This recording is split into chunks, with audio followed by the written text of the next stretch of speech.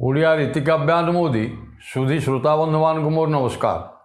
ବନ୍ଧୁଗଣ, ଆଜି ନୟାଗଡ଼ ଜିଲ୍ଲା ଇଟାମାଟିର ପ୍ରସିଦ୍ଧ ରୀତିଯୁଗର ଅମଳା ନଦୀ ପଶିଖା ଶେଷ ପର୍ଯ୍ୟାୟର କବି ଉତ୍କଳଘଣ୍ଟ ଯଦୁମଣି ଆପଣମାନେ ଜାଣନ୍ତି।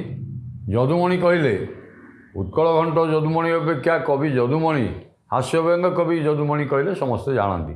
ସେଇ ଉତ୍କଳଘଣ୍ଟ କବି ଯଦୁମଣିଙ୍କର ଆଜି ରାଘବ ବିଳାସ ଯେଉଁ ଶ୍ରେଷ୍ଠ କାବ୍ୟ ତାଙ୍କର ଯୋଡ଼ି ଅଛି ଆପଣମାନଙ୍କୁ ମୁଁ କହିଛି ଆଗରୁ। ସେଇ ପ୍ରବନ୍ଧ ପୂର୍ଣ୍ଣଚନ୍ଦ୍ର ଏବଂ ରାଘବ ବିଳାସ ଦୁଇ କାବ୍ୟ ମଧ୍ୟରେ ଶ୍ରେଷ୍ଠ କାବ୍ୟ ରାଘବ ବିଳାସର ଷଷ୍ଠ ଛାନ୍ଦ ଅର୍ଥାତ୍ ସୀତାଙ୍କର ଜନ୍ମ କିଭଳି ହେଲା ଏବଂ ତାପରେ ସୀତା କିଭଳି ପରିବର୍ଦ୍ଧିତ ହେଲେ, ଜନକ ଋଷି କିଭଳି ସୀତାଙ୍କୁ ପାଇଲେ, ଏହିସବୁ ବିଷୟ